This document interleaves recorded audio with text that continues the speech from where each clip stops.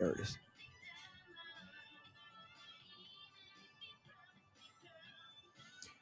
All right. Hopefully everybody can hear this as I switch the volume over. So I'm watching here on the meter. So welcome everyone. It is the Eagles season kickoff here live at Tampa Joe's. As I always talk about, it is literally, as you know now, Ryan, a hop, skip, and a jump over from the airport. So the one thing, Monica, that I say is, and I'll give you the introduction here in a second, but the big thing I say all the time is that Tampa Joe's being the primary sponsor of the show, I always tell Ryan it's a hop, skip, and a jump from the airport. So it is. He never gets to see it. Yeah. But now he knows it's literally a hop, skip, and a jump from the airport.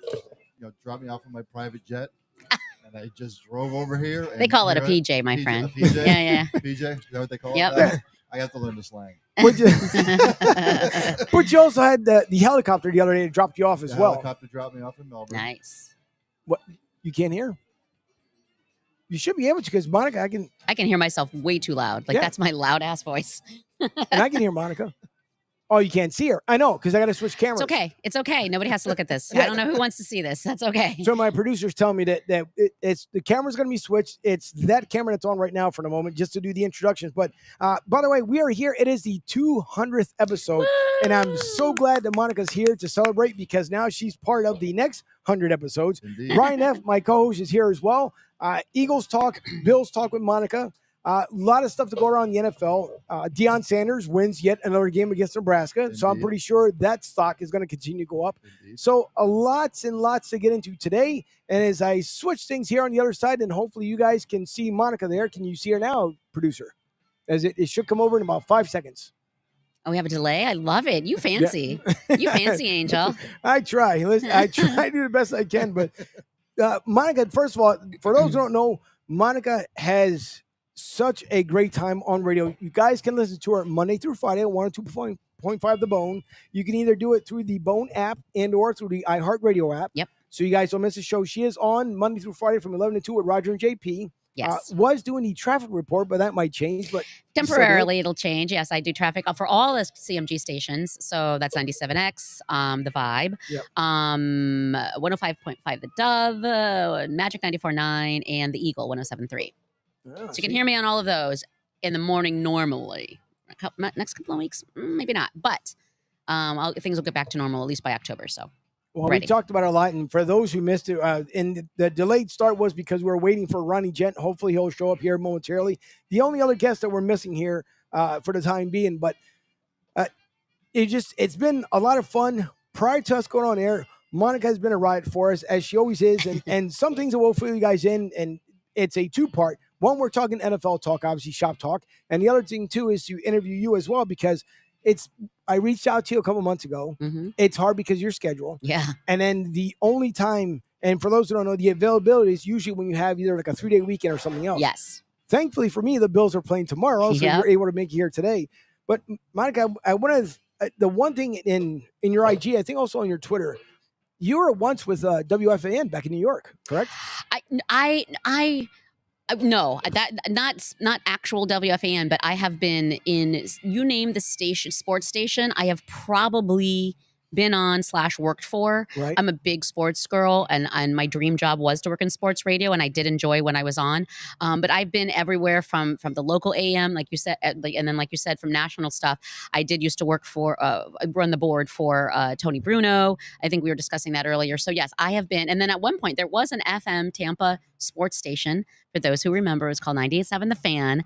And I was brought on full time to do updates there. And then I ended up eventually being part of some shows. And I was I worked with so many, Booger McFarland was on 98.7 The Fan. Wow. Like I literally worked with Booger McFarland. And so, I mean, it's really cool. Todd Wright tonight, who used to do a lot of ESPN stuff.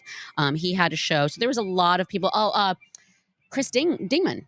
Okay. For the Lightning. He was on this show. So there were a lot of really great names that I got to work with. And I'm very fortunate. And as a sports girl, it was a dream job. So yeah, you name it. I don't want to say I've been around because that sounds slutty, but I have been to different places. But it's always good. Rick Marcus says, welcome, sounds good. Rick is, I think he's inside. Last time I did see him walk by, so hopefully Rick will come Hey, outside. Rick, it's busy in there. You might want to come out here. Yeah, exactly. And the deck will fill up. So for those who are here for the Eagles game, everybody knows that Tampa Joe's is the home of Philly to South with Mike Klein. He is now in his 30th year, I believe, in running the operation with Philly to South. This is our 4th year at Tampa Joe's. Mike Goodwin, being the primary sponsor of the show here at Tampa Joe's, has done a fantastic job. Has been with me from the very beginning, has watched the growth. And I think the coolest part was, Monica, about 2 years ago, I want to say was we ended up going into the playoffs prior to this year. The largest crowd that we had, so you got to imagine none of the cars being here, a big white tent. Oh. DJ, bar food, cheesesteaks. I can't tell you, it must have been at least like 4 different bar stations set up and at least 600 people under the tent. Let's do that. Why aren't we doing that? That sounds like fun. So that was also, I think, the goal here for this one. But the Eagles are coming down in 3 weeks. Okay. So there's already going to be one celebration here. You got to pace yourself. Part of the weekend. It's early in the season. You got to pace yourself. Now, here's the other thing, too. If you're available, I'm just letting you know that we will be in Clearwater Coco's. That's going to be a massive party. You might want to join us on that one. Oh, I love Clearwater. Dangerous. Yeah. Dangerous. Hey, it's fun. It's fun, dangerous. That's my favorite thing. It is. That's a great part about it. No, but that'll be in 3 weeks. So when the Bucks come here, I'll keep you informed. But when the Bucks are here, it's gonna be in 3 weeks. It'll be Clearwater's Cocoa Beach or Coco's in Clearwater. That'll be Saturday. Hollis Thomas, former Eagles, that's now the Philly Sports Trip, who's my other sponsor as well. Vince Rizzuto, Vince Papali. Oh my gosh! Are you joking right now? Yeah, he'll be there. Here's maybe you don't want me there, and here's why. I tend to fangirl. I don't want to fangirl. I want to be cool and calm and collected, but I will just want to sit there and look at him and stare at him and just be like, okay, tell me stories, please. You can be a fangirl too. Okay. You can be a fangirl. Can I? Is that allowed? I don't know. I think so. Supposed to be a professional, but sometimes when it comes to stuff like that, and it's so funny because I do work on 102.5 The Bone, and it's a CMG cluster, and I've worked in radio since 2003, I guess. And I don't mean to sound how it's going to sound, but there's people that come through, you know what I mean? So I I've seen people, and there's famous people that come in all the time, and I never fangirl unless it's a sports person. And instead of sticking a special, I'm like, oh, and then I become a total dork, and it's too much. I'm like, oh, hey, like the one time I used to work promotions, and in promotions, you're out in this Florida sun. It's hot. It's sweaty. It's always dirty. We're lifting and setting up stuff. And I come off of one of my shifts, and I come around the corner. This is when I worked at CBS. And the first station in the programming hallway is Wild 94.1. And I turn the corner, and I am, just like I said, covered in filth, sweaty. I probably stink. Let's face facts. Gross. And I look up, and there's LL Cool J. And I'm like, are you joking right now? Are you flipping kidding me? Because for the record, if I wasn't like that, he would clearly marry me. Obviously, that was the only thing that changed that whole scenario. But I see there's people all the time, and as soon as there's a sports person, I'm like, oh, let me dork out here, let me get a picture. As long as it's not Tom Brady, though, right? As long as it's not. Y'all, I don't know if you saw that on camera. I don't know if you saw that reaction on camera, but I forgot that this is an FCC, so exactly. That's double birds for you. Did Booger show you his pinky? Yes. Creepy. That is so creepy. My toes are curly right now. That is so weird, but at the same time, he just plays with it. It's just a thing. I'm like, okay, that's cool. If that's, you know what? That's a war story. Good for you. It's like, wouldn't you want to get that fixed at some point, or they can't fix it anymore? You would think so. It's his thing. That's what he does. It's a party trick. Yeah. I don't know. Yeah, but you would think. But so the big thing, the other thing is that obviously with Tom here, the fun part is that they made a commercial, which I like it, where they got Dan Marino, Jerry Rice, Emmitt Smith. Love this commercial. Yeah, I think it's like one of the better commercials that the NFL has come up with for a long time.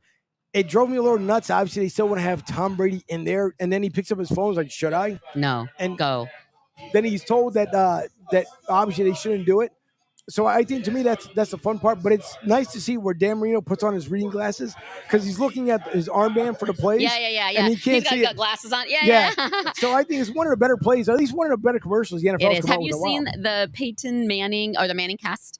auditions, because that's a funny one too. That's hilarious. No, Yeah, I haven't it's seen that one yet. really good. They have like all these random people like auditioning to be on the Manning cast. Even Reese Witherspoon's even on there, and Really? it's really funny. Check it out online for sure.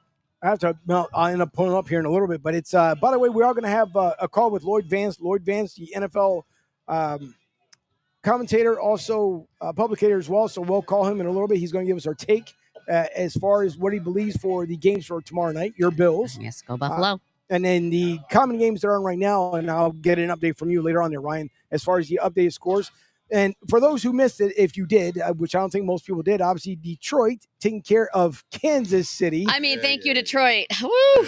Exactly. So that was done on Thursday night, which was, in all fairness, Ryan, it was a nail biter. So it wasn't like it wasn't a blowout. I know, but Mahomes probably looked better. And I'm going to revert back here for a second to the Super Bowl, and not because of the loss. I still want to know how in the world, when it came to Mahomes, is that we saw how injured he was. Now he looks, Mahomes the way he should be right now. Yeah. But how do you come off an injury like that at the half? And there's no way in the world you're going to tell me that he was not juiced up to no end. Yeah. I'm sure they gave him a healthy dose of painkillers and intravenous stuff and whatnot. And we said in pre-show that when he got hurt, I thought they were done. I really thought they were. I sat there and watched the second half in the privacy of my own room. Right. Oh, really? Were you? See, now I don't know how you do that. Don't you want to be surrounded by people feeling your pain? Well, I watched the first half with a lot of people. Okay. And then once he got hurt, Gotta I was be alone. like, I have to be Respect. alone. Absolutely respect that. But he came out the second half, and I'm like, oh, it might not be so bad. Not saying they were going to win the game, because I did pick the Eagles. I mean, I have to be objective. That's so weird to me. And so once they started to get a little bit of momentum, and I saw what was potentially going to happen, and even then it came down to the last couple of minutes, right? With the hold, mm-hmm. And the defender came out and said that, yeah, I held him. So I mean, he admitted it. So. Yep. And then months later, the Chiefs or the Eagles are bitching about the field, and they continue to bitch about the field. Yeah, but well, I'm sure he had the best people working on that angle throughout the offseason. You have to. He rehabbed it, and they have one of the better offensive lines. And I didn't have Kelsey the other night. They didn't have Jones. Best player on offense, best player on defense. He was there, though. That was a little weird for me. I said I was like, he wanted to see the banner, and I guess, but I mean, you're still holding out. This is weird. That's a weird vibe for me. I said to a bunch of my friends, I said, how arrogant do you have to be showing up in your private skybox and then watching the team that you're playing for and won a Super Bowl with, they're on the field, you're in the skybox, you see the banner raised. How arrogant do you have to be? And I say he should take a page out of what Mike Evans is doing. Yes. They could not get a deal done. No. And he just came out and said, even though the deal's not done, I'm still going to show up with my boys. I'm still going to practice. I'm still going to try my best. But I guess that's an athlete. In my head, I want to give him the benefit of the doubt that he wanted to play.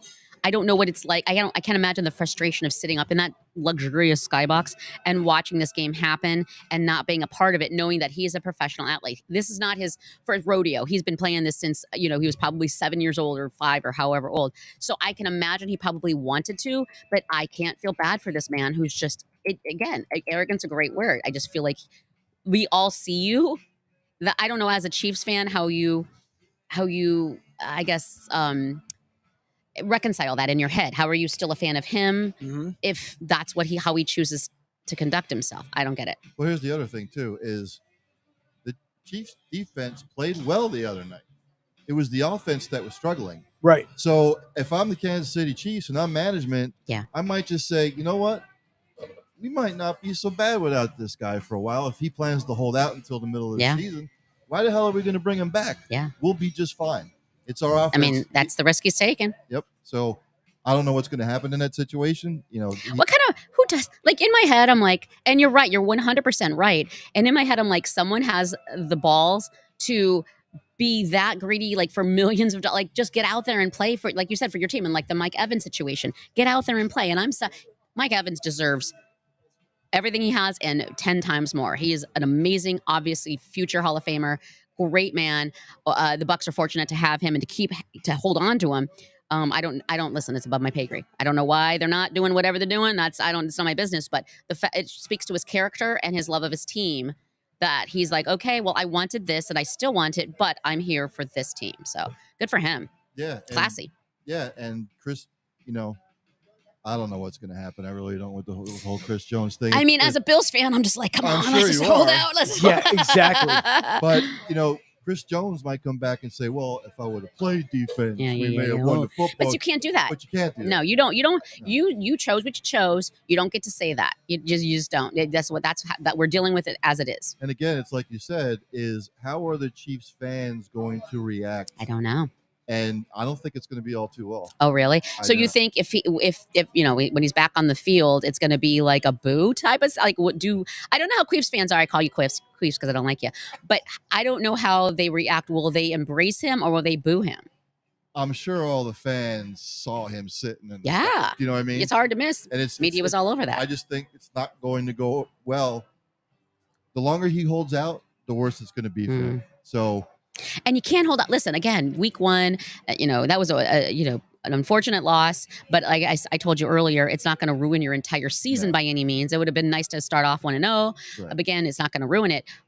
But you can't sit out too long without it starting to ruin your season. Correct. Once you start to get into your divisional, rivalries and all of that play, once all of that starts happening, you got to have your best team, right? You got to.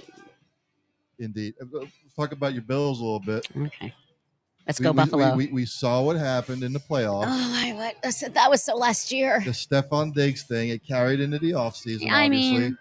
And, their running game is iffy. I think it hurts them because I really don't think that Diggs wants to be there. He does. You think he does? I know he does. I follow all of the local beat writers, all of the local, not national media who want to blow this up into something that, listen, do I think he gets frustrated and it comes out not in the most positive way? Absolutely. But part of me respects that as far as the passion goes. Okay. Mm-hmm. I would like you to handle yourself better. I would like you to be a little bit more discreet so that you don't start these rumors and all of this. But national media is going to grab it and run. Obviously, that's their job. The local media, the local representation, how he represents himself in Buffalo is a 180-degree difference. And that's where I have faith. I still think they're going to win the division. Yes. But they still have to contend with Miami. They're still going to have to contend with the Tua Jets. is like 5 seconds away from a coffin. Like you can't touch him. You got to put him in bubble wrap. That guy, I'm sorry. And no disrespect. I don't like Alabama, so I didn't like him. I haven't liked him for a while, but he, for his safety, this has nothing to do with football anymore. I don't know how he doesn't have people around him saying, please don't play this game anymore. That's twice last year. And watching it was scary. Like this is this man's life. It is. Well, you know how NFL team doctors are. That's the thing. That's what I'm saying. He needs to have people around him that are saying, listen, we care more about you and your longevity than we do this game. And I know Miami's put all their chips in on this guy, and I understand why. He's obviously good. I don't think, as per usual, and I'm a Bills fan, so the Bills play them twice a year every year. It happens every year. They start off strong, they shit the bed at the end. Okay. So the threat there isn't, to me, I'm not saying they suck. I'm just saying, as a Bills fan, I'm not worried about winning the division with the players and the teams involved now. And I said to Angel, I thought that's where Aaron Rodgers was going to go, Miami. Yeah. I thought that he had a better shot. Jalen Waddle, Tyreek Hill. They do. They have a better receiving core than what the Jets do. And I thought that's where Aaron Rodgers will go. Also, don't players, are they all like, let's go to Florida because no state taxes or whatever? Aren't they like all about that? Playing in Green Bay all those years. Right? And then you're going to New York, New Jersey, whatever. You're going to this cold environment. But you also got to think about, too, that a lot of the players, I used to say before that Jacksonville was the place where everybody came to die or retired in the NFL because of the way the Jaguars were. Now you have Jacksonville is I hate that I love them much. And honestly, I felt bad for Trevor Lawrence having to deal with his introduction into the NFL when he first started. He just got screwed, and I feel bad. He's extremely talented. I loved watching him at Clemson. I'm not even a Clemson fan. I have nothing but respect for him, and I'm happy for him having what he has now. But having said that, oh, get out of the AFC. Why you got to be in the AFC? Go to the NFC somewhere. But I'm happy for the Jags because they are like the Bills with tremendously disrespectful for so long, and then the possibility of doing something great. And that Jacksonville's not my favorite town, but good for that town if you're a fan of the Jags. I think so, and the big thing is that obviously with Doug being our former head coach, that's the thing. I hate that man too. Oh, it's just all the hate is real. Ugh.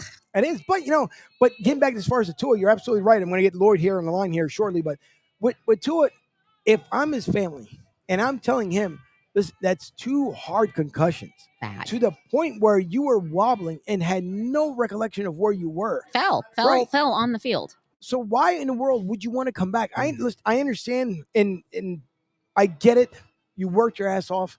You did what you had to do to make it to the NFL, and no one can ever take that away from you. But it also comes to a point too. Do you want to be a vegetable and not play with your kids for the rest of your life?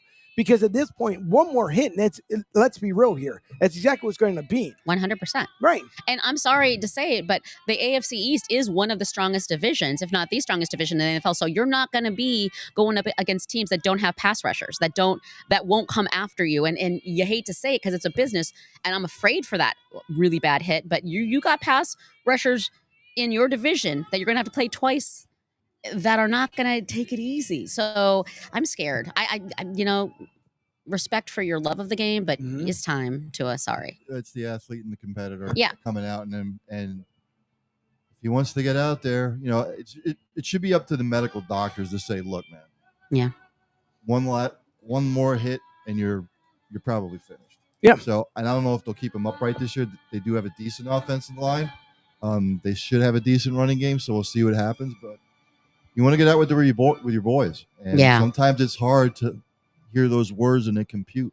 Yeah, that's why you need your family. You need your people around you. You need the doctors. You're right. You need a medical doctor to say, "Whoa!" But then you also need your people to say, "Listen, again, you like everything you're just saying. I get that you have that drive, but it's time. Sorry." It is, and again, I don't know how much longer you're gonna be able to take the abuse. I mean, and that's completely up to him because it's his choice. I think if I'm the head coach, I'm really starting to look into it. And I know the whole thing would be because the agents will always tell him that's your starting QB. And as long as he's healthy, he's starting. So the head coaches, and I know the GMs only have but so much that they can actually run with, which makes it even more impossible. But at this point, you really have to think you're in the mid-20s. That's the thing. He's young. I know. I honestly, football aside, and I'm a diehard football fan, but it's about this man's life at this point. It's not about the game. For me, but he's the player, like you said, he's got it in him. He does. So I don't know. I mean, it's just going to be really interesting to see this year. And you also have Joey Burrow, obviously with that big payday for Joey Burrow. Why do I like him? I like him.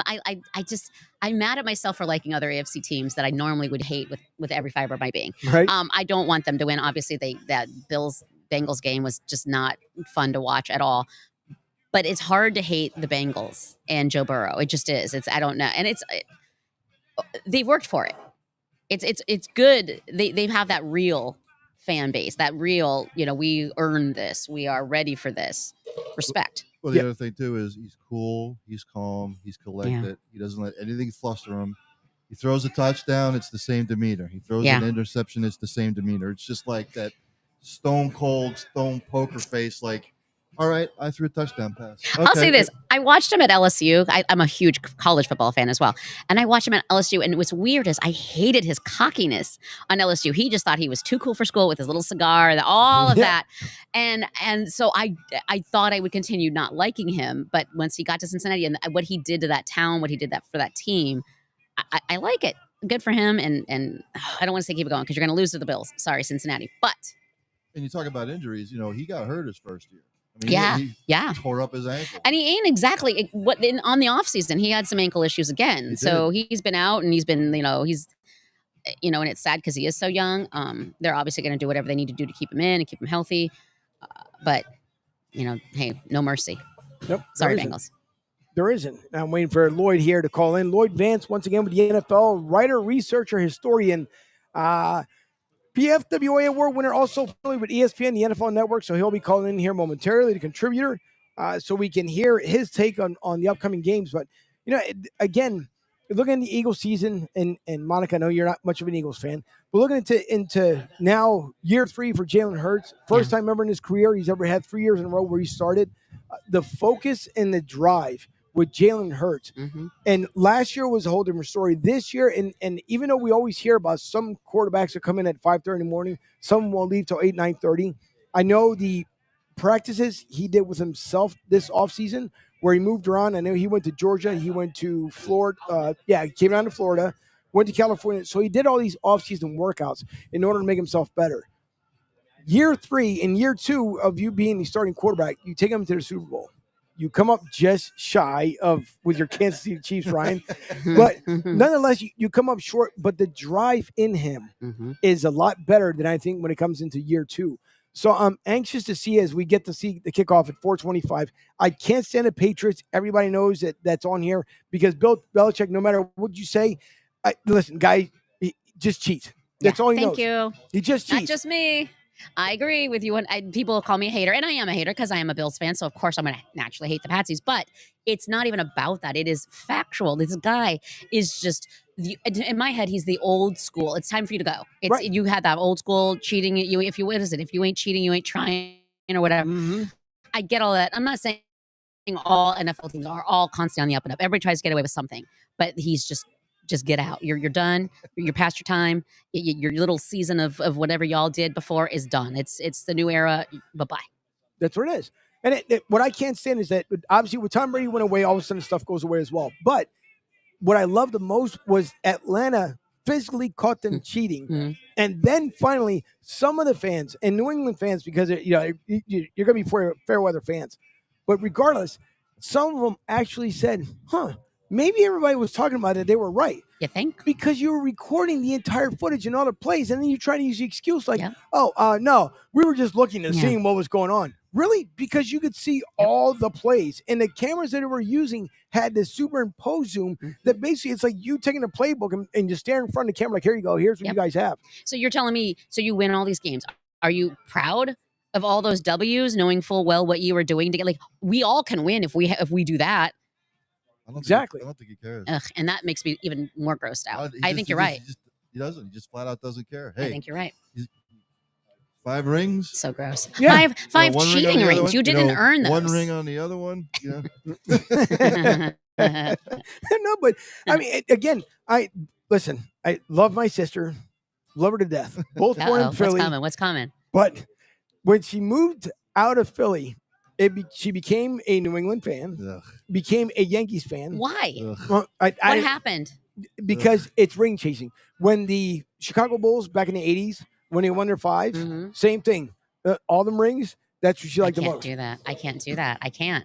I'm riding with the Bills and their 3 wins a season, and it just and that, to me, that's what makes these recent seasons, these winning seasons, so much better, because I have sat through the shit. We've all, like, if you can, as a fan, and living in Tampa Bay, I want to see those fans who have been Bucks fans since the late 70s, who have sat through some good stuff and some bad stuff, and they're still here. That's the kind of fan I not only want to be, but that's the kind of fan I respect. Well, not only that, take you guys back 4 years in a row. I know. And 4 years. Nobody's ever done it since. Bring it up. No, but I'm, honestly though, I'm proud of that, because nobody has ever done it before or since. It is tough for the Queefs that are really good, for the stupid Patsies with Tom Brady. These are superb teams beyond Hall of Fame people all over and they can't. Nobody's done it 4 in a row. It is tough to do, and the fact that the Bills and that team in the early 90s did it 4 years in a row. Granted, I wish they would have won one of them, but the fact that they did it speaks to how, and nobody's done it since, how difficult it is and how good that team was. Different era, different time. Sure. Nobody will ever go to 4 straight Super Bowl. Not in my lifetime, not in our lifetime. It's almost impossible. Like I said, I've never had a problem with the Bills. I go back to the Joe Ferguson days. Oh, my God. No, he didn't. Yes. I always used to root for the Bills back then because they were the little guy. Exactly. You know they were. They were. But again, you got to think about it. I mean, that's as a fan, that's heartbreaking. Go 4 years in a row, and the 1 year was up, 21, 22? And then the comeback, was it the Houston Oilers that came back on them? Bill, no, No. you're thinking that wasn't the playoff. Bills That came back on the Oilers. There yeah, you that go. was the well, Yeah, it that's was what it until was. this last year, the biggest comeback. But it was the Bills were winning at halftime in that second Dallas game. That's what it was, the cling to Dallas game. that. I cling to that. They were winning at halftime, and it was tough. And every year, as Bills fans, we had hope that it would happen. That first one, honestly, here in Tampa against the Giants was the first real one they actually had a shot at. The other ones, they were happy to be there, and they earned that right, but they were never going to win. So that first game with the wide right was probably the most heartbreaking. And then after that, it was, thank you for being there, but. Yeah, but it's all right. And on the line with us, we have my crime friend from the NFL, because you have to have good friends. And not only that, but also my co-host as we start a show here off on Monday night, which I will let him say it himself as far as the name of the show, because I think it's the most unique name in probably in all NFL shows. But NFL writer, researcher, historian Lloyd Vance is on the line with us. Lloyd, how are you? And I can't hear him. Uh-oh. Hour of live podcast. Yeah, well, that's what happens. Lloyd, are you there? Where's your producer? Okay, oh hold there on. we go. There we go. Let me switch you back over here and see if I can get you on the line. If not, hold on. What I might have to do is end up calling you back. It happened the other day with Mikey. Let me call you right back. The other night, Mikey called me as well. I had him on the line. Hey, listen, it's what happens when you go live. It happens. Trust me. There have been way worse things. This is a technical difficulty. There we go. There we go. That's on the air. Yeah. So now at least you'll get the ring effect on the air. Lloyd. Yes. All right. There you go. Got me? Yep, I got you. So NFL writer, researcher, historian with me here, and the ESPN NFL Network contributor, Lloyd Vance, is on the line with us. Lloyd, thank you for joining us this afternoon. And I look forward to Monday nights with you, sir. Oh, Angel, it's going to be exciting, and thanks for having me on. And looking forward to the kickoff of the Insider Football Show with Lloyd Vance on your network. It's going to be a lot of fun. Also for a lot of folks that don't know. Also, and thanks for everyone tuning in on Sports Radio 102.9 FM. The Game, I do appreciate it. Over on AMP Radio as well, YouTube, broadestsouth.com, that I always tend to forget sometimes in the beginning of the show. But either way, 4 ways that you can visualize the show, hear the show, and follow the show as well. And you can also follow us on social media. So just go to broadestsouth.com, and you'll be able to catch everyone who's on there. And you might catch Monica up there as well. I might throw Monica up there on the website so you guys can follow her as well. But Monica's she's here with us as well, Lloyd, from 102.5 The Bone from the Roger and JP show. If you guys do not listen to the show, I'm telling you, listen to it on iHeartRadio, listen to it on the Bone app. It is a hilarious show from 11 to 2, and it goes by so fast. That matter of fact, Lloyd, before we get into it as well, what I loved was JP's goof this past Friday with dead guy in the envelope that was not dead. Yeah, he was alive. Yeah. That was the whole point of the game. That was funny. So that was good. And Ryan, it's kind of almost like self-explanatory. So they have a dead guy in the envelope. You have to guess. You call in, you get a bunch of hints, and you figure out what it is. Monica takes nerd notes, takes really good nerd notes. I do. And then it's repeated back, and then eventually somebody calls in. Well, this week he mentioned somebody, but the person wasn't dead. And so he figured out, which I thought it was a hilarious thing. The first time he said, I think in 23 years that he's ever done it. I would just keep saying Keith Richards. Eventually it will be, right? Yeah, eventually. Exactly. But no, Lloyd, so we have a couple games in progress, which right now I don't have the scores. Ryan will have it up here for me momentarily. But we're going to go to Monday night, I guess, as the first game. Then we'll have the 4 o'clock games we'll come back to. But Monday night, we have the Bills. High expectations for the Bills. A couple of callers that love to call Monica into the show. One guy did a special on Friday saying they're going to be the Super Bowl champions this year. The expectations for the Bills for the year, I'll start with that one, and then we'll talk about it as far as the expectations for Monday night. Where'd it go? Yeah. This team, the Bills have been there the last couple of years, and it's a situation where you wonder, are they going to get over the hump, and how much more time to Pigulas, who are the owners of the team, are going to give Sean McDermott there. And yes, McDermott got rid of Leslie Frazier as defensive coordinator, but you have to wonder, with McDermott taking it over, how many more people is he going to point the finger of blame? So, a lot going on there in Buffalo, and they got to get done. And let's not forget that division has gotten very competitive at the moment. It has. Extremely competitive. Obviously, with the KC loss, which, it's not going to be the only loss of the season. Joey B, I'll get to your comments. Joey B, always great to tune in. And thanks for as far as the celebration here for episode 200. It is a major milestone here for the network. But no, listen, with Kansas City, obviously, they try to take care of business on Thursday night. Ryan is a little disappointing here, but Detroit holding their own. Detroit, Lloyd, you got to think about it. Look at the offseason that he had. Normally, Dallas is the one that's always killing it every single year when it comes to their draft. This year, I think the Lions, behind the Eagles, and a lot of the moves they made was during the offseason, even before they decided to do it during the draft. Are the Lions contenders this season? Yeah, and when you talk about the Lions, they brought over Brad Holmes. He was assistant GM with the Rams, and he came in there with Dan Campbell, and they had a plan. Last year, everybody was watching them on Hard Knocks, and you could see this team was building as they had a 2-game winning streak to end the season, in particularly that big win that they had in Green Bay. So this is a good young squad. I expect them to probably compete for the division here, and then maybe they can make a playoff run, but. Goff is very efficient, and a lot of people don't talk about him, but he played a very good game, and he's now 2-0 versus Pat Mahomes. He is, and Jared Goff. I mean, I don't know how much the fans, I guess, are ever going to say anything as far as about him, whether he's going to be able to win the Super Bowl or not. Obviously, it was a different story just a couple of years ago. We saw the switch between him and the Rams. Detroit to the Rams. Obviously, the Rams ended up winning that Super Bowl, which I could be wrong. I know that Tom Brady did it, obviously here in Tampa. And the only reason why it happened here in Tampa, only because the Rams stadium was not set up yet. So that's the only reason why he was the first one to actually do it in the home stadium. But to me, Lloyd, did the Rams actually, and I know I asked you this on Thursday, Ryan, but did the Rams actually win that Super Bowl?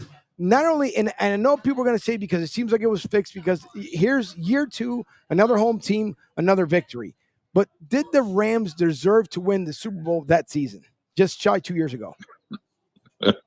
Well, I would say yes. And Aaron Donald was just dominant in the game, and it was built around him and that wrecking crew. And the thing is, when you look at that championship for the Rams, they kind of, they sold it, their future, and you can see now they got rid of a lot of draft picks and trades and built that roster up with win now type players. And now they're kind of suffering because they paid big contracts to these guys.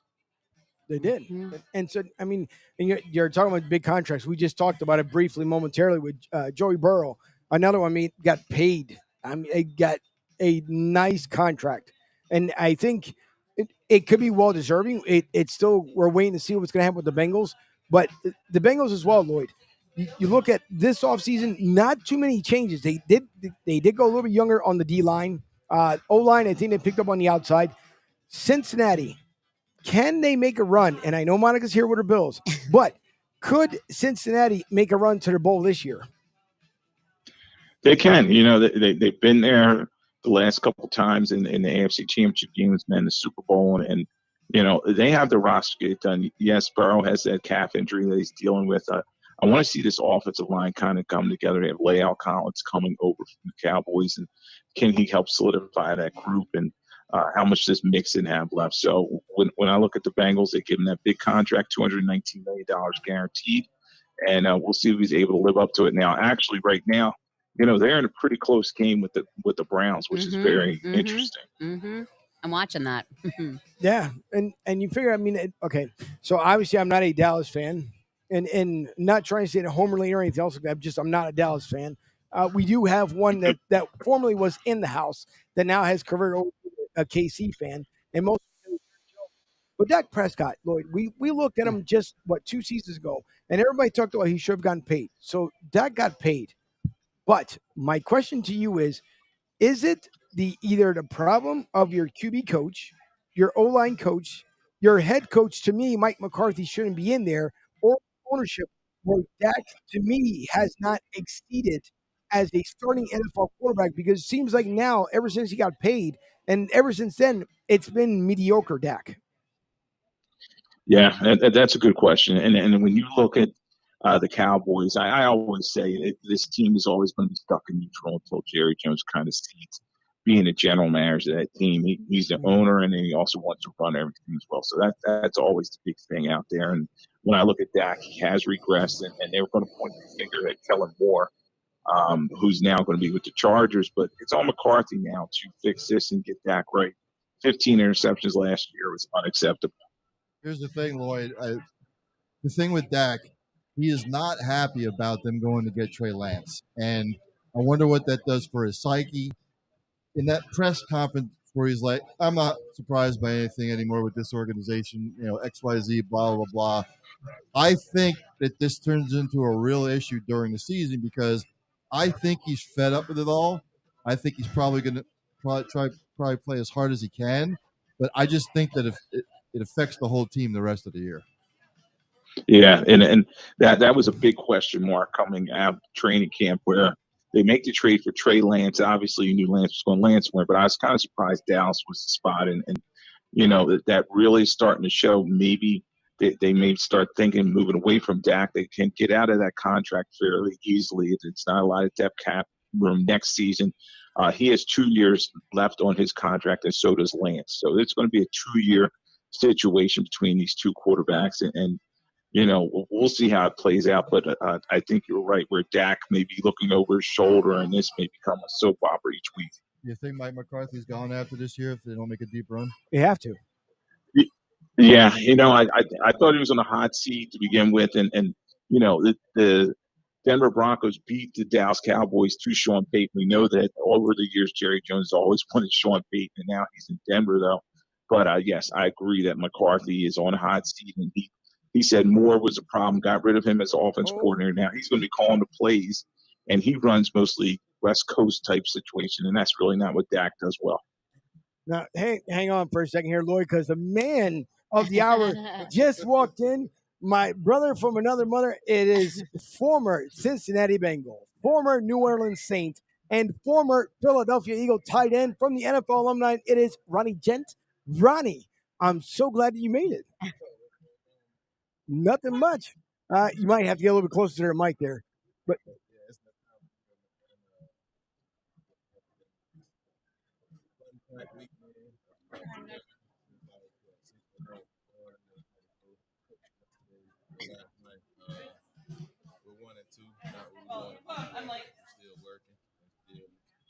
You look official, though. You got the NFL alumni right there. Like, that's all business-like. I like that. Yeah, we just had, got to make it work.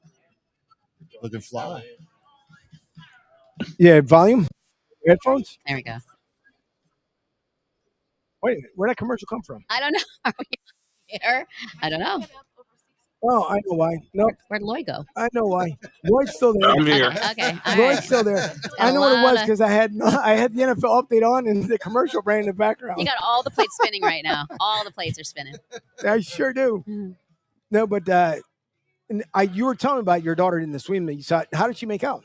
She did pretty good, man. She, it's with the swim. It's kind of, and she's 6, so it's like, it's up and down.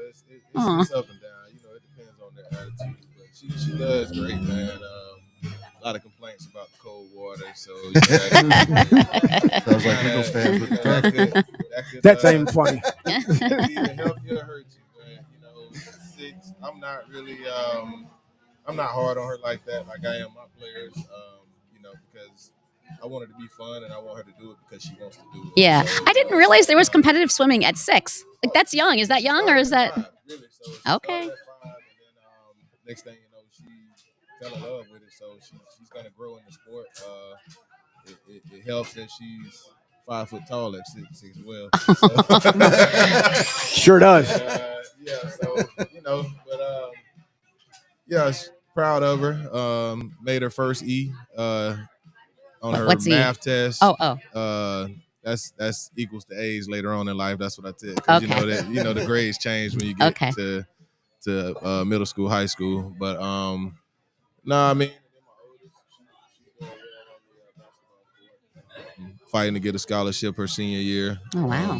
So it's 4.3 AP GPA. I'm jealous because it's easy now, because she's good in athletics and good in academics. So, that just makes it all easy. But yeah, and then the 2-year-old, man, she just all over the place.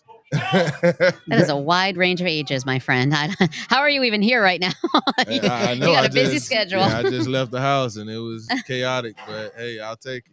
I mean, these are the good old days and the good old times, you know. Mm-hmm. It's priceless moments. I'm a true girl dad, so you know, hey, I love it. That's a thing, by the way. Girl dad is definitely a thing. And I like it. Yeah. I'm here for it. It's a big thing. Yeah, I love it, man. Lloyd, hang in there because we got a couple multiple things here going on at the same time. Brian, I'm going to ask you to step away for a second so I can bring Michelle. Michelle's going to give us an update here. Michelle? Michelle is in the green shirt. Michelle?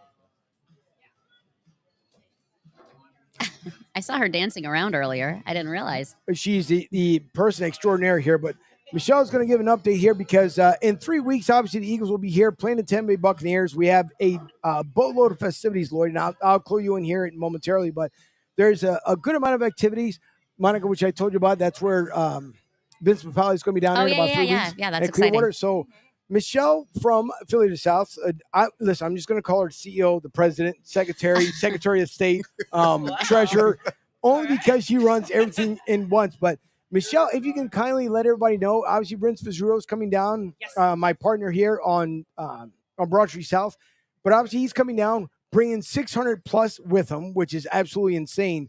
But we will be down there in Clearwater. I'm probably going to have to get you closer, a little bit more to the mic here. But what's coming up here in about 3 weeks? Oh, well, what's coming up? Our Eagles are flying into Tampa, and on Sunday, we've got Crush Fest at Coco Bar down in Clearwater. It's from 12 p.m. to 8 p.m., and from 12 to 4, it is an all-you-can-eat, all-you-can-drink, $125 per ticket.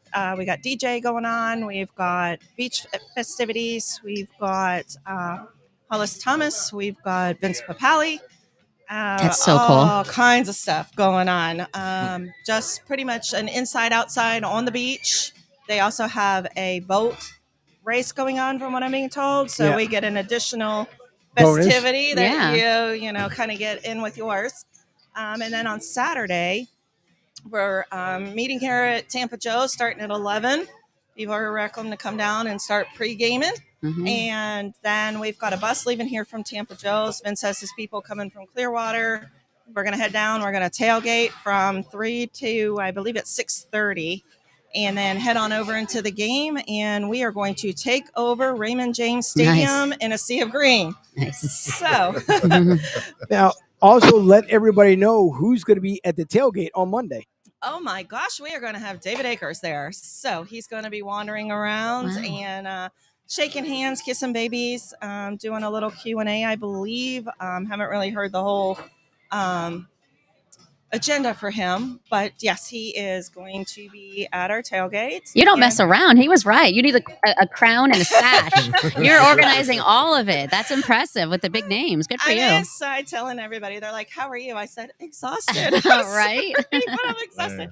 And I said, "I haven't had an off season." And they said, "What? Wait, the season's starting." I said, "No. As soon as they announce the schedule, I have been boots on the ground." Sounds Ronnie, like it. planning with Vince. Like, we've having at least 1 to 2 weekly meetings, agendas going through. What about this? What about that? What about times? What about prices?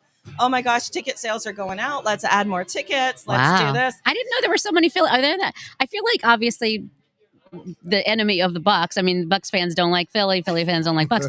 So in my head, I'm surprised that there's this much of a turnout and this much of a you know, people are going to show up and have a good time. Damn it, Philly people. Hey, you know, Vince has actually confirmed to us we have over 400 game day tickets sold. And right now we are almost 600 tailgate tickets sold. Wow. Our new goal is 700 tickets. So I'm about to head in and sell more tickets. I feel like if anybody can do it, it's you. I've got all my faith in you. Well, we have people that are not on the Facebook page that this is the first time today that they'll be hearing that we have this giveaway. Sure. So, and Tampa Joe's is handing out a pair of tickets to the game. We've got a pair of tickets. We've got tailgate tickets, and we also have what we're calling the big package, which is 2 tickets to Crush Fest, 2 tickets to tailgate, 2 tickets to the game, 2 bus tickets. Oh, who's getting that and when? Where? How's that working? Like give us the details on that. See me inside. $5 a ticket. We'll be drawing in the fourth quarter. So yeah, $5 a ticket. Here's a 20. Give me a winner. I'll get you hooked up. Yes, ma'am. Come see me. We've got that going on. We'll be drawing that in the fourth quarter. So anybody local that's listening, come on down to Tampa Joe's. We've got it going on today. Nice. All right, that's good. Well, thank you so much. I appreciate it, Michelle, and I'm going to let you escape back in because I know Mike. By the way, whatever you do, make sure he still stays off the mic so I don't have to hear him on this side. I got it. I was just asking Debbie. I'm like, is that speaker in the way? She's like, I don't know. I said, we could turn it off. So she's like, please. And that's where I was headed when you called me over. So yeah. But yeah, definitely we've got it going on. If anybody has any questions, check out either Philly Sports Trips or Philly of the South, both on Facebook, all the answers, all the questions. If you can't find your answer, it's because we haven't discussed it and it's not happening. So if there is a question, please, put it on the page. We'll get an answer and we'll get back to you. All right. So when we know Angel's going to be down there at the tailgate and at the Crush Fest too. So nice. We definitely got it going on. So it's all the many hats I have to wear, and then pretty soon I'll start up basketball season here with the legendary tight end. Yeah, we get no breaks. So it's one to the other. So well, that's more of a break for me because it's just management. I just have to oversee things instead of coaching. But if you see me on game day with my program now, it's like, how are you the head coach? Because you're doing this, you're doing that, you're doing so trust me, I can really appreciate the things that you do. Right now, the back of my shirt says Club Vice President, but I have another one that says I actually call the shots around here. That's exactly what I Good. Yeah. Wear that one, lady. You've earned it. That one's coming soon. So, yeah, as much as Mike argues, I do. So, no, but it's true. But, hey, listen,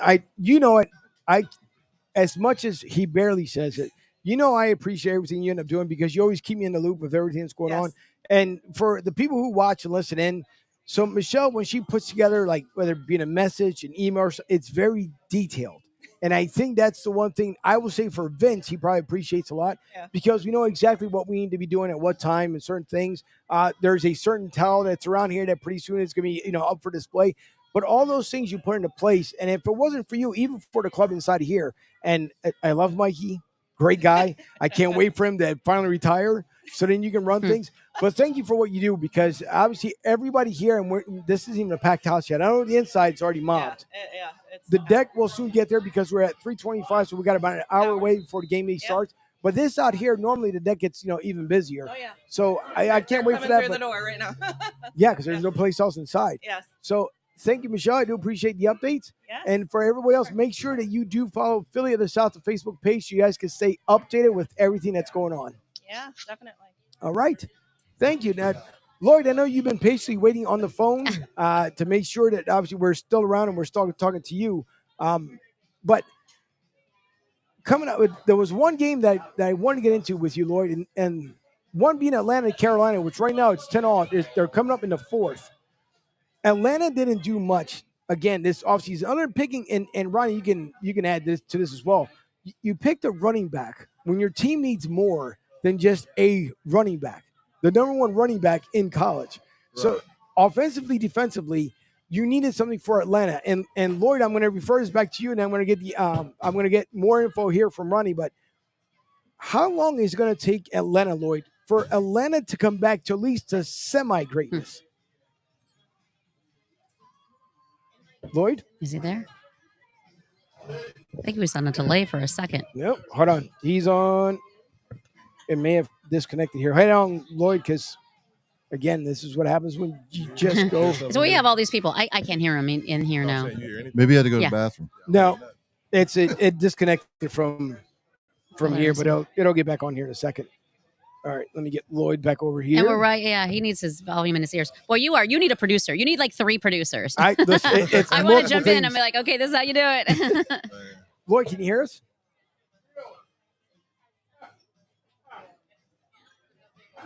I may have to call you back here for a second time. Hang on, Lloyd. I'll call you right back. It'll time out for some reason. Sometimes. I think you guys going to hear the ring. What? Desmond Ritter for Atlanta this year is going to have a good year. Possibly. Can you hear? He's got nothing. Technical difficulties. You can have mine because I can hear. I have to use the restroom anyway. BRB. You can't hear? You should have been able to. Hold on for a second. There might be. Lloyd, I'm trying to get you reconnected here, and I think it might be because I'm using so many multiple things here to get going. Can you hear us, Lloyd? Nope, I can hear the speakers. So give me 1 second. Let me try you back again. Give me 1 second. There's things that just happen when you go live. It's the most beautiful thing in the world. It's the most pain in the butt thing in the world as well, but it happens. Yeah, I don't think Atlanta will be too bad this year. They're not going to make the playoffs. See, it's not, for some reason, okay. It's not connecting into the road.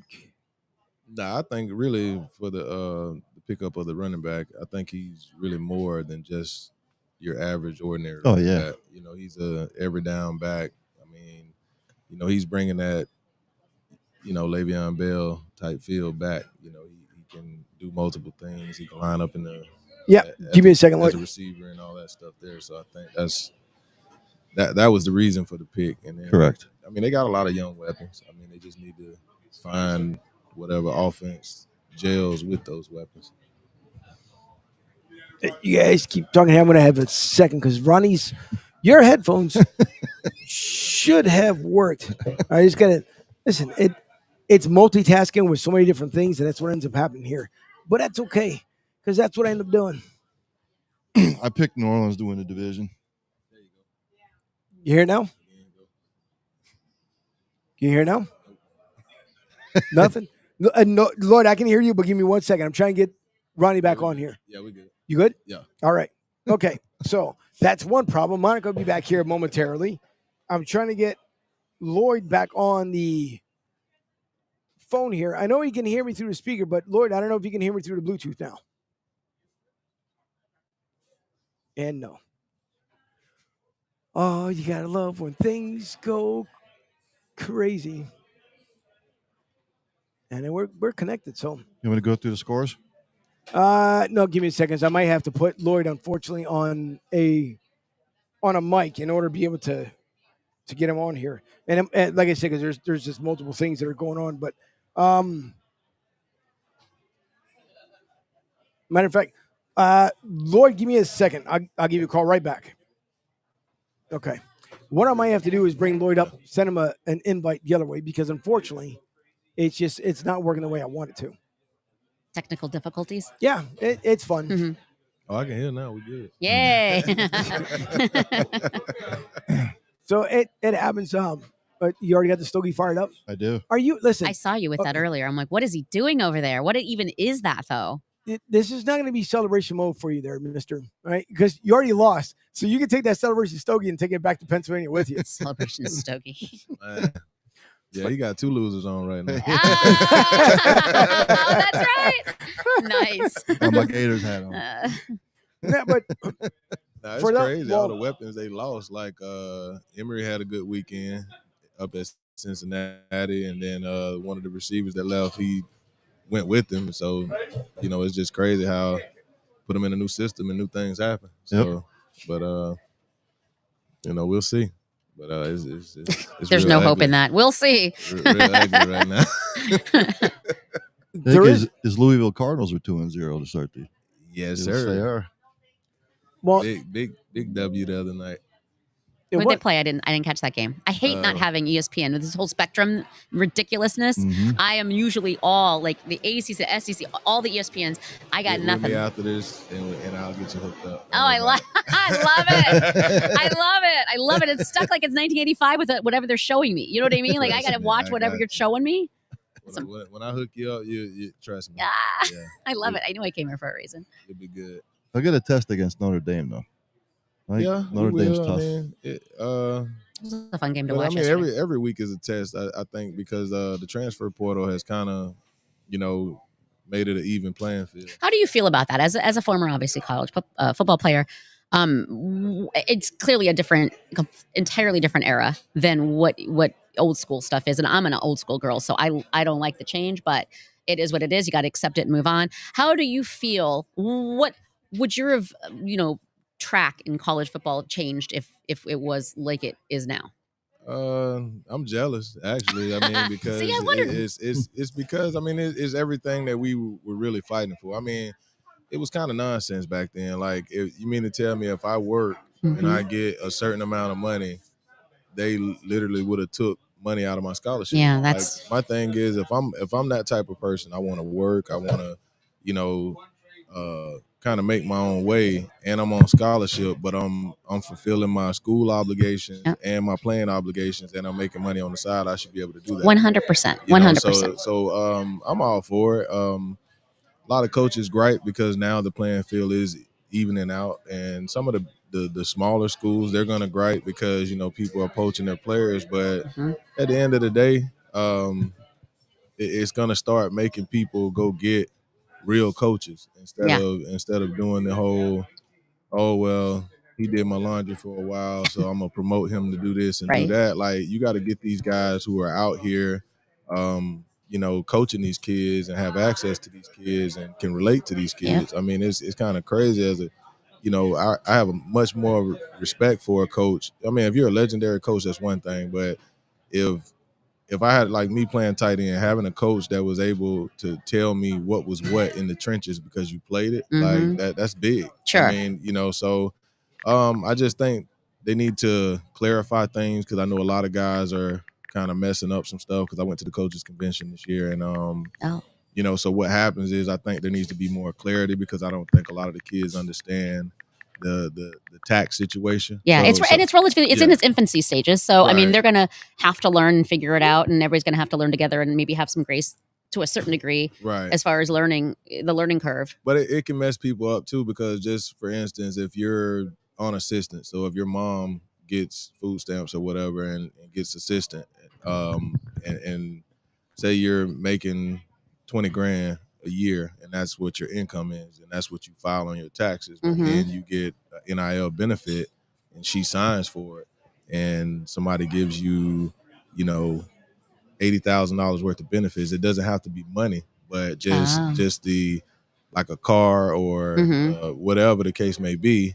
Now, when you file your taxes, it's equal to you making 100 grand. You got to claim that. But here's the other thing too. NIL is going to sway a lot of recruits now. You know what I mean? Whoever is going to get the best NIL deal. It will, but like I tell my guys, you want to go over here and make all the NIL money, or you want to go over here and actually play? Exactly. Because and long term, it's a business decision. I mean, I know the money's there, but I mean, it's just one of those deals to where, you can go get the NIL money and get the big money, but if you don't touch the field, pretty soon that NIL money is going to leave, because nobody's going to pay you to be on the bottom of the bench. The difference to me, it sounds like, is it's now about the players and not the program. What the players can have a little bit more options or have a little more say in what's going on versus the program making bank off of these players that are stars. But it teaches you to be more of a marketable person. So like, a lot of people gripe, well, the quarterback's going to make more than the O-line. The O-line's going to make more. But that's in anything you do in life. We have 5 doctors at this table right now. One's going to be the top, one's going to be the bottom, one, and the others are going to be in between. So it's up to you to find the best marketing tool. So if I'm a O-lineman, I'm going out here doing a deal with syrup, because I'm trying to get pancakes. That I want, because when I flat back you, they call it a pancake. So you got to get creative. If I'm these kids probably don't remember double mint gum, but if I'm a twin, I'm going to get there it is. I'm going to get money from double mint. You brought up double mint. Put them back on the map. Just certain things like that. You just have to get creative with it to get more money. And I just think if you get creative with it, it'll help you, especially if you're at some of these lower level schools. And it's anything like the one before this stuff even started. I think, because I didn't even know Lululemon had a men's apparel line. So I think a guy from some college, he used to get up every morning and tweet, something about Lululemon, and then they offered him, some type of do it. And then that's the thing. So if you have that following and you get up every morning, just hashtag this, hashtag that, you can. I mean, it's all about being creative. Same thing as the coaches. And I like that. And that gives so much more options for, like you said, not just the stars, not just the main people that everybody knows their name or whatever. If you get creative, you can just be just right up there. So there were 2,000 kids in the transfer portal. 3. 3,000. Damn. Oh, that's why I was 2 and 3. That's crazy. And some of them have been there. They're not going anywhere, and that's why I tell guys all the time, the grass ain't green on the other side of the fence. So you gotta, check into it. Just like you think that it's gonna be here, this and that, because your friends are telling you, "Oh man, come over here and play with us." This, that, because the coaches really can't, even though they do it, but the coaches can't talk to you because that's tampering. But we all know the deal here, So it's like, nothing's gonna change. I mean, it's open season, and a lot of these old school coaches don't like it because they were so used to being on the top. So now it's giving some of these young, innovative, like for me personally, if I was at any of the big universities, I'm hiring a guy just for that. You know what? And we're probably going to see that. Right. I think that's going to eventually come out because that's how you, I guess, have sort of a say in it, sort of, Right. Guide. And as a parent, I would imagine Right. trying to find out which school, if you know that there's someone that's going to help and guide and not take advantage. Right. I mean, it's just like I say, somebody to deal with that, just like they deal with social media, just like they deal with, a lot of people don't understand, but you have guys on the staff. They're there just because they're the counselor, because these guys can relate to them. They can go to him or her and just just kind of feel at home, and that's really what you need to do. I mean, I had great coaches myself, so John L. Smith was that guy. We didn't have to go relate to nobody else. I can go straight to his office and just be like, "Coach, I need to talk to you." And as a student, I can't imagine how I guess peace of mind that is. Like you got your own, so you got school, you got your, you're playing, you got everything else on your plate. To have someone like a touchdown to know to go to, that's got to be peace of mind, basically. Yeah, and as like you said, as a parent, it's just gonna make you make a wholehearted decision. When it's time for recruiting and signing day and stuff like that, you got to keep all these things in consideration. Here's what worries me about the NIL, though. Let's say you got a 5-star recruit. He's narrowed it to Auburn, Alabama, Georgia, let's say Clemson. Okay. What worries me is, well, whoever might give me the top NIL deal. I'm a 5-star recruit that got the top NIL deal. I'm going to go there. You know how it works. Like Alabama won national championships. Where did everybody want to go? Alabama. Right. And everybody got the leftovers. Now Georgia's in that seat. Right. Do you know what I mean? So I don't know how that's going to affect where kids will want to go, because, well, who's ever going to offer me But you got to think about that market.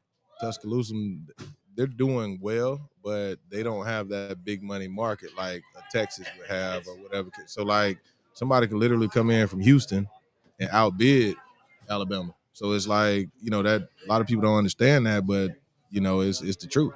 So I think, but it's a business move, man. And my advice to any college athlete that's out there, you need to basically understand that it's not just about the money. That at that time, it sounds good, but like I said, if you don't play, you're not going to the league.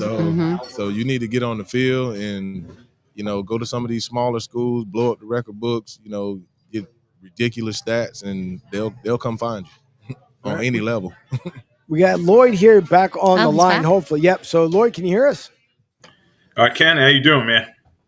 Very good. See, there you go. So listen, it's the modern Marvel. Lord, I apologize. It's obviously there's multiple things that are going on here, and for some reason it kept kicking you off. I don't know why. So at least now you got the link. You can at least see the group here. Yeah, I can. And we have Ryan F. again, my co-host, Ronnie Gent, the former Bengal Saint, more importantly, Philadelphia Eagle. Monica from 102.5 The Bone with the Roger and JP show. Obviously, listen to us here on Sports Radio 102.9 FM The Game. Our primary sponsor, Tampa Joe, is in the house here with all the Eagles fans that are loading up the deck. The inside of the bar is getting already pretty much crazy, Lloyd. So if you start hearing a lot of screams, that's the reason why. But I got back to your question when I was talking about Carolina and Atlanta, and unfortunately, that's when I ended up losing you there. When it comes to Atlanta, how many years, Lloyd, do you believe that it's going to take for Atlanta to finally become, and I'm not even talking about Super Bowl, I'm not talking about the playoffs, just a regular season contender?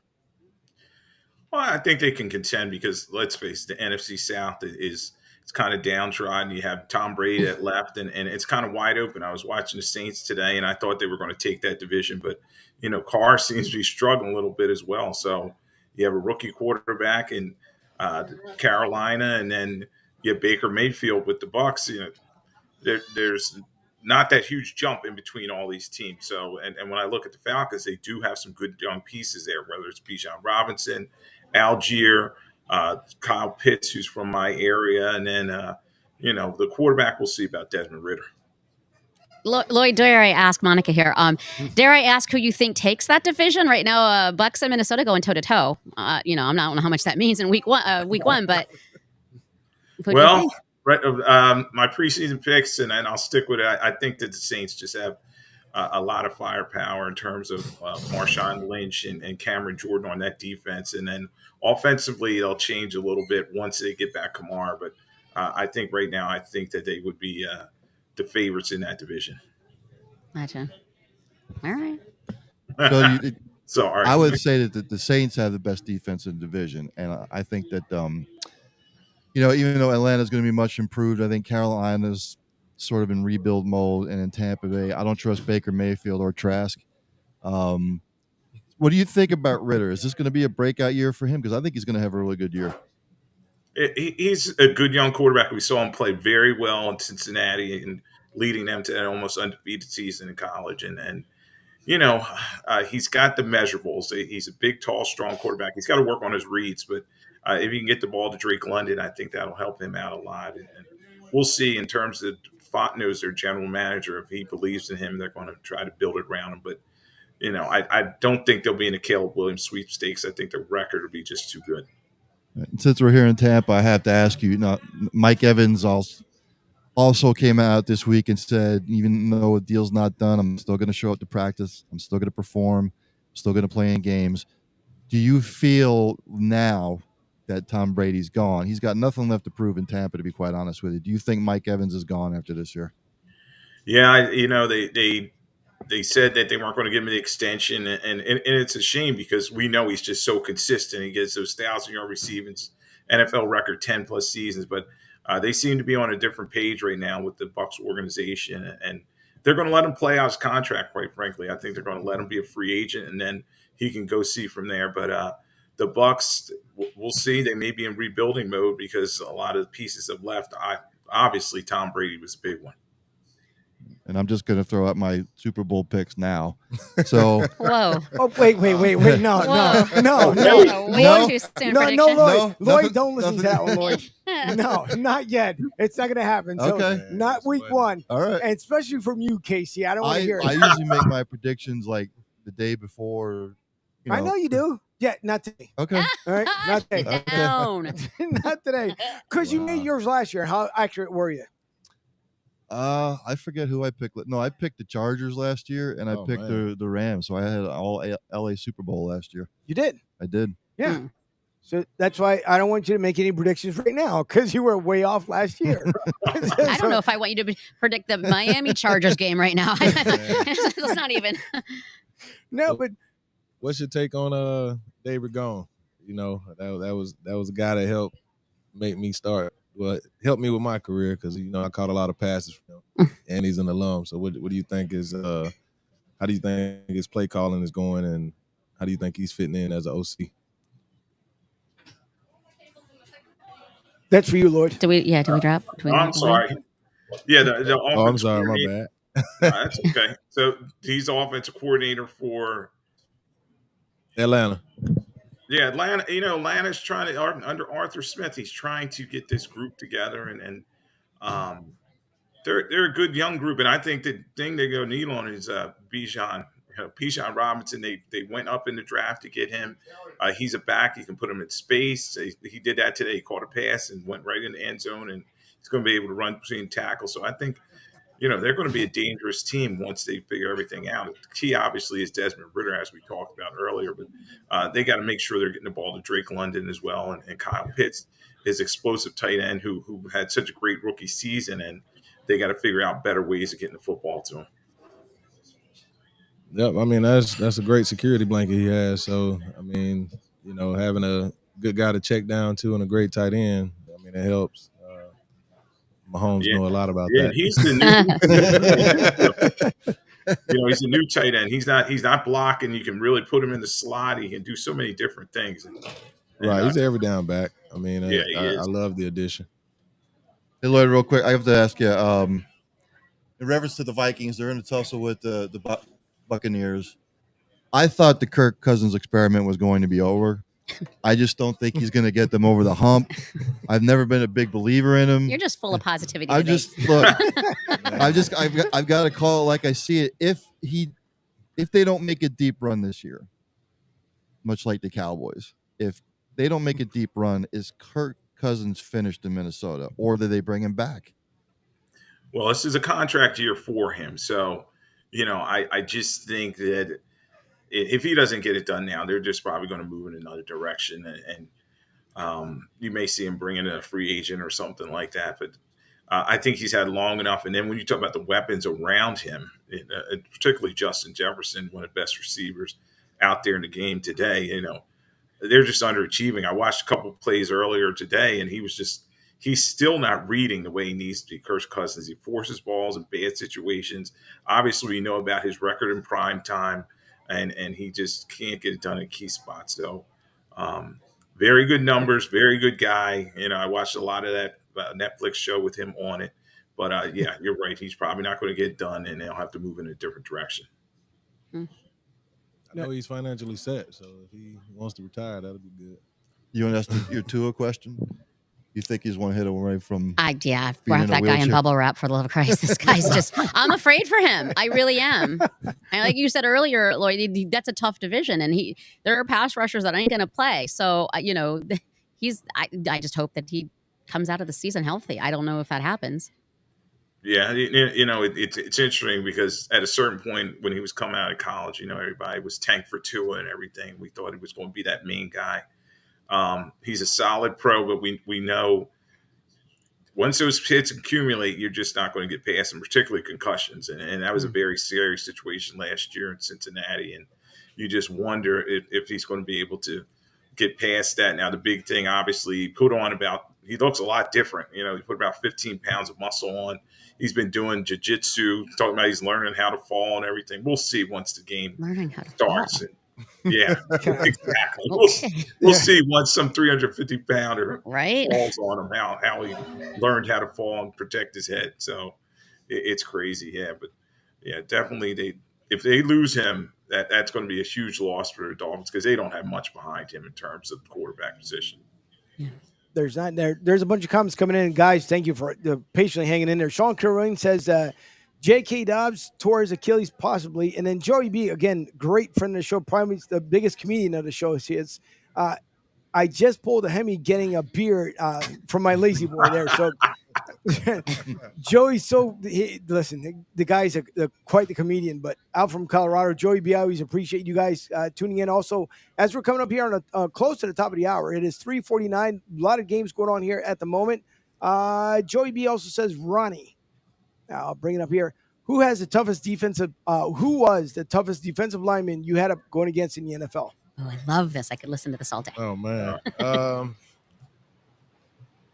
Let's see. From a teammate perspective, I learned a lot from Javon Curse, even though I was a tight end.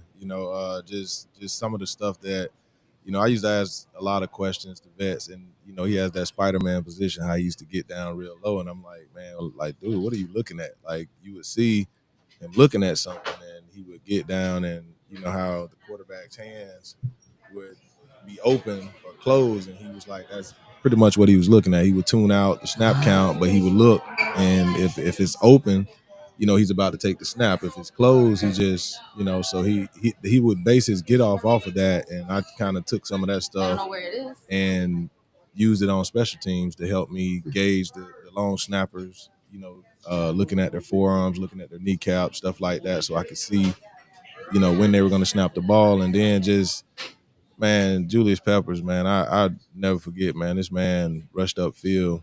It was a screenplay. Chris Perry caught the ball out the backfield, got upfield. He was like 20 yards downfield. This man just 10 steps, and he was there. So, I mean, it's just, guys like that. Of course, the White Freeneys of the world, I mean, it was a lot of great guys, man. Justice Smith was a great guy going up against in practice every day. I mean, he was just one of those. He doesn't look the ideal part, but Sunday he shows up. I mean, he's a hard hat guy. I mean, he's ready to go. But it was a lot of great guys, man. But I know those are the names that kind of pop out. And those are good names, though. Kevin, it's funny because you see Kevin Carter now. He's nowhere near the size he used to be in the league. I mean, he's lost the whole person. I mean, he was a big dude when he was with the Bucks, man, and it was just like, kind of blocking the wall. But yeah, a lot of great guys, a lot of old school guys. That was when the weight room was real. Now guys are more technical. They go, like you just said, to learning how to fall, stuff like a lot of guys doing the jiu-jitsu stuff. Back then it was more, hard-nosed weight room, just old school stuff. But, it's I think anybody coming out nowadays who mix the two, they're going to be unstoppable. If you mix some of the old school with the new school, because, I mean, it does make sense, working the hands, getting with, Aaron Donald does a lot of that, working his hands and stuff like that. And it makes a lot of sense. But as long as you keep that old school mentality and that training. Yeah. So then as a former tight end in the NFL, which is, wow. Who do you see now that you think has everything that you're saying? Like, you have to keep, straddle that line of old school, new school, all of the, combining the two. And specifically, this Minnesota deal with that Iowa guy, Hawkinson, AJ Hawkinson. Yeah. What do you see there? Well, the game has changed, man. It was crazy because that type of ability that they're looking for now, that's so. When I came out with Watson, Winslow, Chris Cooley, guys like that year, that we kind of were doing that, but it was kind of frowned upon. They still wanted that old school tight end. Now that's all they look for. You don't have to block nobody. They just want you to line up and do whatever. So it's kind of, these guys now they've evolved the game. It's just that for me, I wish they would take it more to heart when people pull you out and put in an O lineman to block, because that's like an insult. I mean, you're either a receiver or a tight end, and the beauty of being a tight end is the fact that the ultimate element of surprise, because you don't know if I'm blocking, you don't know if I'm in the pass game. You can put me in the backfield and do certain things. So that's what today's tight ends need to concentrate more on. And it's kind of a manhood thing, man. Like, I'm just not gonna let you make me look like that during that play. I mean, you can stand up with some of these defensive ends. I mean, because you got some divas out there too that just want to pass rush. They don't want none of that in the run game. But it's just one of those deals. You just have to take pride in your position. You're not a receiver, you're a tight end. So don't argue about the money with that. You know your slot, you know what you are. I get it. Everybody deserves to get paid, but I mean, if you're going to be a tight end, be a tight end. If you want to be a receiver, be a receiver. What do you think about guys like Kelsey, Hawkinson, Kittle? I love it. I love what they're doing. I mean, because they show up to play like they're supposed to, and they also train hard in the off season. I like the whole, tight end academy that they do, that they bring everybody together. That's a special bond to have, and only certain people get invited to it, which I know it's probably sore for you, but when Tebow didn't get invited, a lot of people got mad. But I would be go, mad. Mr. Gator. Yeah, I would be mad because it was kind of an insult to being a tight end. You think that you can just go and become a tight end and you were a quarterback? Like, it's not that easy, But like I said, I love what they're doing for the game right now, and it helps young quarterbacks coming in to have that safety valve. Not to pour salt on the wound, but that was a major deal for him last week, Monday night, because not having Kelsey on the field, it showed, and not just him, but Chris as well too. They both had an impact. So Chris has a case, and Kelsey does too. But it's just good for any young tight end, or any young quarterback, or just any quarterback in general, just to have that person in the middle of the field that can cause havoc. So and a good back as well that can catch out the backfield. So we got one more funny comment here by Joey B. And by the way, if you guys are listening in on Sports Radio 102.9 FM, the voice you guys just heard right now was Ronnie Gent, our NFL analyst here on Broad Street South, also a former Cincinnati Bengal, New Orleans Saint, and Philadelphia Eagle tight end. Joey B says Neff's all LA Super Bowl prediction worse than eating microwave barbecue. Wow. So, just let you know on that one. And then Rick Marcus, who's here from Southwest, a great friend of the show. He says, Ronnie, has today's game differed from when you played? Big time. Like, I mean, I just wish these guys would understand the importance of practice. You know, I know they when you go to vote, you know, and that's just for anybody coming out later on, you know, when you do this collective bargaining agreement, when you're on this side of the fence, it's going to matter. So your vote matters. Mhm. And, you know, insurance is a big deal, you know, so they need to understand that. But, you know, a lot of these guys, they want less practice time, but I mean, that's what makes the game, you know.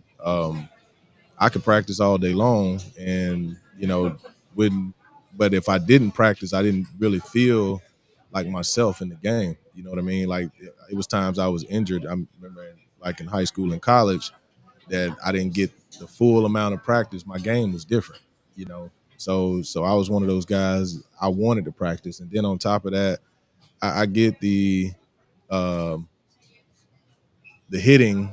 I get that, but it's so much tech. I mean, if I take my helmet from back in the days, compared the helmets to the that they have today, it's totally different. Like I know I went back to Louisville. They come Rydell comes in and they fit the helmets, and it's only to fit you. Oh wow. So like after when that person leaves, they have to auction those helmets off because you can't give that to the next person. So it's like, you know, so the game has changed, but it has gotten a little bit safer. I mean, you know, the crackback block, I understand that, you know, Right. the blind side stuff, I get that, but some of the stuff is ridiculous. Do you know? think some of it is just for show so that media and whoever covers is like, look, we're trying to do everything we can for the players and really it's not actually having an effect, or does most of it have an effect? I think it's because of the scoring. They don't want the 3 to 6 game, you know, because they don't think the fan wants that. So they want they want high scoring games. So and I get that too, but at the same time, I mean, my honest opinion, if you know, we all know what happened last year on that night game. I don't think things would have been handled right if it wasn't on national TV. You know, Oh, really? No, I'm just saying as far as making sure he was straight with that contract, because you know, like you have to get a certain amount of years in to be taken care of. You know, so I mean, there's a lot of great things, but I mean, it is a business. So I kind of sort of understand both sides, but I just think as far as the less practice time, I don't like that because I mean I think you it makes the game better. But I get it, these guys. But that's the difference between old school and new school. I remember Marty Schottenheimer when we playing with him, like we was in pads all the time, like every day, you know. But it makes you better. I mean, I didn't like it at the time, but who does? I mean, but it's just one of those deals now. Me as a coach, I realize what it was for. You know? And you just have to be smart with it. That's all. I mean, there's ways to practice. I mean, you could just say, hey, this period is live, this period is not. You know, you could be smart with it, but the lessening the practice time, I don't think is good for today's game. Well, today's athletes, shall I say, because they're not. A lot of them aren't really football smart, you know. And I'm going through it now, coaching, because you see the guys coming out now. It was things that we knew back then that these guys, we got to teach them. And I'm talking like on a higher level. You know, we knew that back in youth league, but I mean, they just don't know the game like that because they play Call of Duty and everything else instead of playing. You know, we were outside playing football. A lot of these guys are soft now. To be quite honest with you, I mean, it just they divas, but you know, I mean, it's just it changes with time, man. But they you know, I that's the biggest disappointment for me is the practice deal because you know that's what makes the game what it is practice make perfect. The other thing too is we're the fundamentals of the game. That's College or pro, because every defensive back, every defensive player wants to make the big hit with the shoulder and they lower their head instead of squaring up, driving through, wrapping, taking them. You barely see it anymore. Yeah, I mean, I'm surprised a lot of these rugby coaches aren't getting more calls. I mean, because they can come in and teach that rugby style tackling. I mean, a lot of their guys don't have concussions, like we do, because we come in like a train wreck. So it's just like I say, I would work on teaching the safe part of it, but some of it is, just like you said, lack of fundamentals. But I think some of these, it needs to start on the youth level. Make sure every league, I mean, I know certain leagues out there are, they mandate that their coaches are certified, but trust me, I've been around some of these youth league games and it's awful. Like, it's funny. I talk with a lot of my former players and alumni.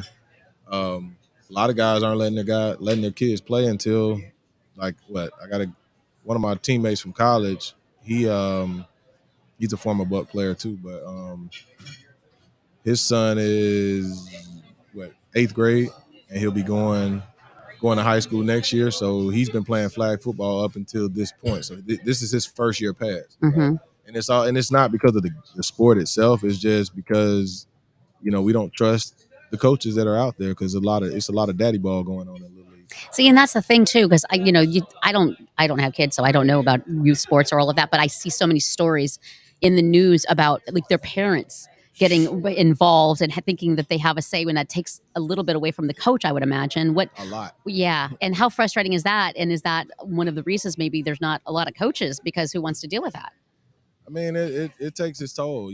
Myself, when I coach high school ball, I basically, my thoughts were, as a parent, I had an open door policy. I mean, come on in. If you want to, it's one thing for your kid to lie to you, but he's not going to lie to both of us. So I mean, we had a situation where dad comes in and he was like, hey, I just want to talk to you as coaches. My son came home saying this, that, and the third. And, when Mama Bear gets involved, I got to go do my part. So he came in and, was asking about his son's playing time, and basically, right there in front of his dad, I said, do we not try and put you in at practice? And he was like, yes, sir. And I was like, okay, so what do you tell us when it's time for you to go in? I don't want to go in. And I'm like, why? And it's like, because I didn't want to hit that guy. So, but you didn't tell mom and dad, right? That. Exactly. So now it's like the dad's looking like, are you kidding me? So I came in here and wasted my time. Exactly. And that's what I would advise a lot of coaches to do. Have that open door policy, put the film on, and if parents can lie to themselves, then it is what it is. But here's your son, here's my starter. You look at the difference, you see a big difference, and that's that. Like, I had a young man last year. I'm walking up and down the sideline. You hear the chirping. Oh man, coach got his favorites, this, and that, and I'm better than him, and blah, blah, blah, blah, blah. So what did I do? Next play, you're up. And he's like, huh? Wait a minute. Like, yeah, you're up. So basically, I knew we were going to win the game, but I basically put him in and threw him 4 straight passes. One, he didn't know how to get set and get lined up. One, he didn't know where to go, and then he dropped the ball. So after that, he comes back later on the second half. Well, am I going back in? And I was like, you had your shot. Well, I wasn't ready. Well, then stay ready. You can't. What are we supposed to wait for you to be ready to have a game? No, that's. I'm telling you. What scares me is the whole not my kid mindset of the parent who, like that specifically in that example, going home. Oh, I'm better than that kid. Coach won't play me or whatever. And then, the parent having an attitude. That was, I mean, listen, I'm not a coach, but that seems to me the best way to handle it. You there it is. That's what just happened when you had your shot. You see it on YouTube all the time, like parents freaking out because why isn't the coach playing my son or my daughter, and then they start freaking out and then they go after the coach. You see it on YouTube all the time, people posting stuff. Yeah, these parents need to take a chill pill, go to practice, not just one, like go to multiple practices, see what's going on. I mean, every coach isn't right, and some of these coaches, they can tone it down a little bit, because I mean it is a different generation. I try to be respectful. Like, I ain't gonna lie, I cuss around the kids, but I don't cuss at the kids. It's a difference. Absolutely. I'm not gonna, hey, you stupid MF, this. You don't do that. Yeah. You know what I'm saying? Because I wouldn't want nobody talking to my child like that. So I keep that, me being a parent, I keep that in consideration. But if I say get your A over here, then that's I'm not belittling you. I'm not downgrading and you. Listen, like they hear worse at school. They say worse. They say it right? worse. You know what I'm saying? If you hear what these kids say at school, it's like, it's crazy. But I mean, it's and that's the thing, man. A lot of former players, they're not. That's the fear. Like, I was talking to one of my coaches today. He's a former player, and he was like, "I got to go have that talk." And I was like, "What's up?" He was like, "Man, my son ain't getting the playing time he should." And he was like, "I'm not that parent. Trust me." I was like, "Coach, I know that." And he was like, "Man, so my son," I said, "What is your son?" He was like, "He's playing running back and DB. But in the game, they're putting him in at D tackle. That don't make sense." But what happened was they looked up his resume and they were like, "Why are you holding back secrets?" And he was like, "I'm not. Like, what's what? You didn't tell us you were a player. Like, why does that matter?" No. Yeah. So now that they know that he was a defensive lineman, they want his son to be a D lineman. That's not it. I mean, it might work sometimes. I'm not saying it'll never happen, but I mean, you can just kind of automatically assume and put 2 and 2. That's daddy ball for you. Yep. That's what they do. There was one more question that came in, but I'm going to hold it off because the pregame is about to start inside the house here, and I'm pretty sure I'm going to get yelled at, not by anyone, but just because I know that the fans want to hear what the pregame show is going on about. But I'm going to bring this back into focus so everybody can kind of see the exit respect out here. there, by the way. I'd be irritated if this was a Bills bar and someone was talking and the Bills pregame was starting. Everybody, shut up, let's go. No, but so I'm going to end up ending here. But again, thank you to all who tune in on Sports Radio 102.9 FM, The Game, broadscsouth.com, over on YouTube. Thanks to my great friend who's become my big-time family, Ronnie Gent, with us, the NFL analyst here on Broad Street South. Ryan, you not so much. It's because I have to deal with you all the time. Go back to Philly. Yeah. But Ryan, of my co-host who made the trip in from Pennsylvania, and especially a huge thanks as we celebrate episode 200 here for Monica for coming on for 102.5 The Bone and for the Roger and JP show. So with that being said, thank you to everybody who tuned in today. We really do appreciate it. Thanks for everybody who turned out here at Tampa Joe's. Once again, thanks to Tampa Joe's, the longest tenure sponsor here on Broad Street South, along with Philly Sports Trips. If you want to travel with the pros, Philly Sports Trips, as they're coming down in 3 weeks. Right now, today, they're in New England with some 800-plus fans out there in New England. So I hope Vince Rizzuto, all those guys end up joining themselves for Penguin Pretzels, which reminds me, I still have to get yours. Penguin Pretzels, if you guys want great, delicious tasting pretzels, make sure you go to penguinpretzels.com. Go to their to-go order shop on 4305 Little Road in Newport Richey, Florida. And that's it. So thank you for celebrating with us episode 200. We appreciate it. We hope that everyone enjoys the game. And with that being said, I'm Angel, and we are out. I'm watching this Bucks.